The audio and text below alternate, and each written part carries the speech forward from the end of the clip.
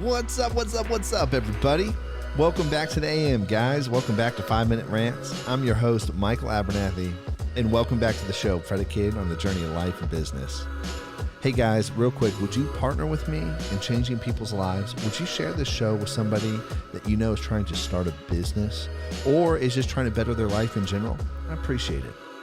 Well, guys, today I really want to talk about how we often get stuck on knowledge when we're trying to build and create, or when we're trying to do something new. Anytime that we start out on a new adventure, anytime that we start out in a new job, anytime we start out in any area or any location that is unfamiliar to us, right?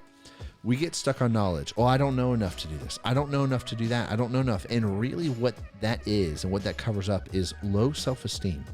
You know exactly what you need to know for today, and everything you do know is already in you. You already know what to do. This is a saying that I personally tell myself a lot. When Andrew and I are crafting out and we're building things for the company, I tell myself, you already know what to do. It's, are you willing to do it?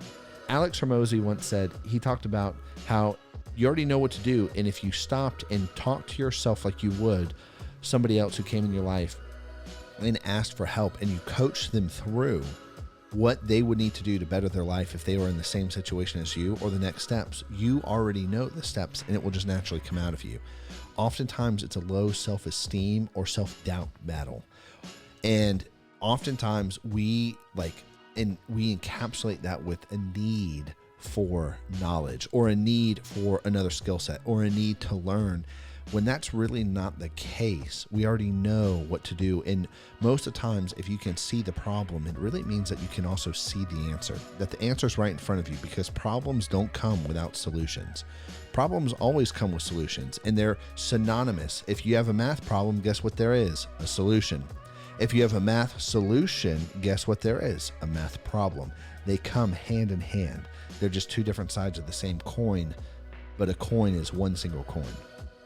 And I'm saying all that because it's so important to not just cover up and not to just run away with what we think about ourselves, but to really face ourselves, to really face what we think about ourselves, to really face how we feel about ourselves, and then address that. Because if you think about that, the low self-esteem will create toxicity in your life. It will create toxicity with relationship, through decision making. It will create all of that in your life through different relationships you have. Codependency could probably be a part of this, and different things, and then boundary problems and lane problems. And all of it comes from this heart of, I don't believe I'm good enough.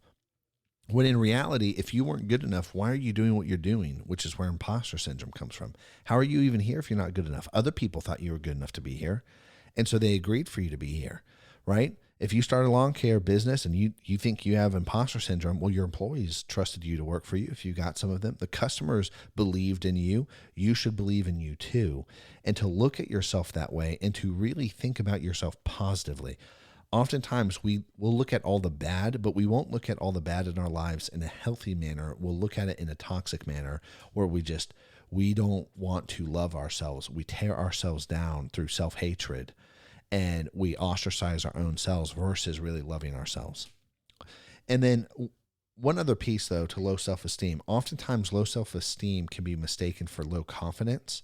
And confidence really comes in to when it comes to work. When you have done your end of the contract, when you have kept your promises, when you have done the things that you said you're going to do to yourself and to others, you'll watch your confidence rise, because one, it helps you believe in yourself. That's why making the bed is important, because it's actually keeping the promise to yourself, not to anybody else, not because having a clean bed's nice, but it teaches you and shows you that you can rely on yourself.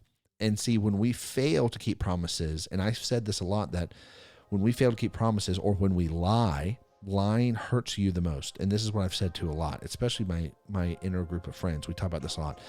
The person that lying hurts the most is yourself, because not only do you believe your own lie, you know you're lying, and then you have self-doubt if you're even can trust yourself. And so think about that. So if you really want to come out of a lot of low self-esteem or low confidence, honesty is really part of the key, and follow through. So anyways, guys, I'll catch you later. Peace.